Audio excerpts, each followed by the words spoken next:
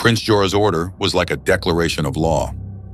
Before the audience could figure out what was going on, the soldiers of the Terran City Guard had already taken action. Dozens of soldiers adorned in golden armor appeared at the gates of the arena, and the crowd parted to let them through. Their heavy footsteps shook the ground as they made their way to the ring where Zane stood. The matches taking place in the other two arenas had stopped, and all the fighters made their way over to the first arena to see what was going on. Prince Jorah had ordered the guards to take Zane prisoner, and everyone wanted to find out what was going to happen to him. When the guards reached Zane, their eyes were filled with contempt as they looked down at him. One of them declared, grabbing Zane's arm, "You stand accused of attempting to slay your opponent. Such behavior will not be tolerated, so we've been ordered to take you to Terran City for punishment. Surrender now, and you might save yourself further trouble." Zane's expression was indifferent as he turned to look at Prince Jorah on top of the city gate. He had never met the prince, but he was sure that he was behind his arrest. He suspected that the prince had been behind Freya's betrayal and the destruction of his energy center. He was sure that Bram's obsession with the heavenly sword technique had something to do with the prince as well. Prince Jorah looked confident that his orders would be carried out, and he had already turned around to speak to Lyle. "You must be furious. We don't know for sure that Bram will die, but even if he lives, it'll be difficult for him to cultivate in the future. I understand if you wish to kill Zane, and I won't stop you." Having been given the green light by Prince Jorah, Lyle leaped down from the city gate.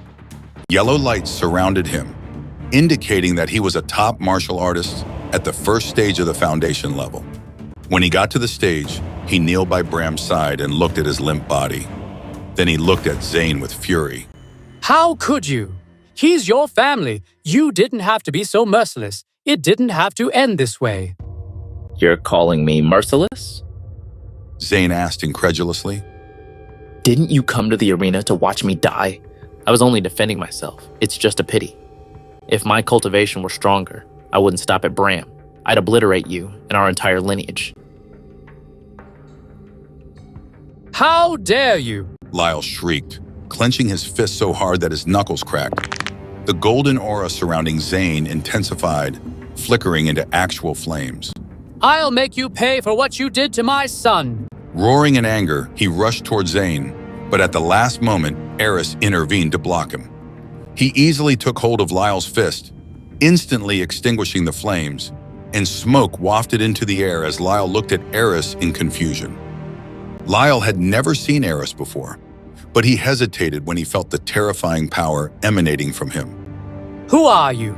This is none of your business. It's a personal grudge between the Martell family and Zane. Just back the hell off and let us deal with him, or face consequences from my family and Prince Jorah." "Oh yeah? Eris replied with a snort. And what would that be?" He clearly didn't take Lyle seriously at all, and with the flick of his wrist, he showed him a taste of his supremacy. The pressure he released was as aggressive as a bomb blast, sending Lyle and the guards flying back. It even knocked out some of the audience members in the first row. Lyle was stunned, and when he got back to his feet, he glanced over at Prince Jorah, who looked concerned. With a great leap, the prince landed in front of Eris, hoping to defuse the situation. "I'm Prince Jorah, and this criminal Zane has violated the rules of this contest. We're only enforcing the law, so if you don't mind, let us complete our task." When Prince Jorah revealed his identity, he assumed Eris would back down, but Eris remained indifferent. He walked over to Zane and examined him from top to bottom. Zane felt like he was being analyzed like some rare species of bug, but he had a feeling that Eris was about to help him. "As expected, this gentleman has already condensed a seed of vital energy," Eris announced with an air of satisfaction. "The fact that he has done so at the 6th stage of body tempering means his talent is well above average. It's absolutely astonishing."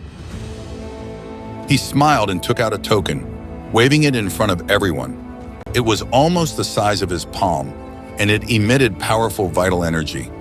It also had the 5 divine beasts engraved on it: the Azure Dragon, White Wolf, Fire Scorpion, Tortoise God, and the Titan.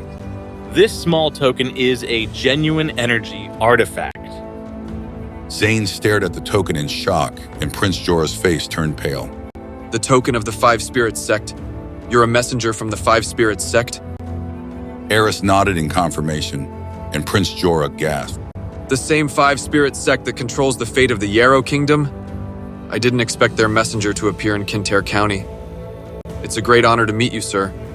The crowd began to murmur to each other, wondering what someone so important was doing there.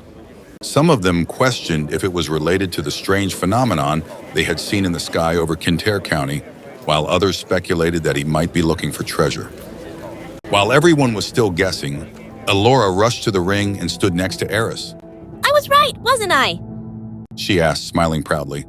Zane's talent is probably on par with mine. Why don't we bring him back to the Five Spirits sect? Prince Jorah couldn't believe what he was hearing, and Zane thought he was dreaming. Most of the medicinal pills, genuine energy artifacts, and top experts in the Yarrow Kingdom were from the Five Spirits sect. It was a sacred place of cultivation, and every martial artist longed to go there, considering it the highest honor to be invited to train with that sect. Zane shook his head, wondering if had heard correctly. He had risked his life to emerge victorious at the martial arts competition, hoping it would allow him to join the Imperial Army. Never in his wildest dreams had he expected to be invited to join the Five Spirits sect. If he went with Eris to the sect, he would finally be able to find clues about his father's disappearance on Burial Mountain. Zane could barely wait to get started. In contrast to Zane's joyous expression, Prince Jorah's face was twisted into a bitter frown. You can't be serious. Shouldn't you at least evaluate his abilities first? Can't wait for more? Catch the next episode tomorrow. And if you are ready to binge the whole series, download our app now. Tap the link in our bio to start your journey.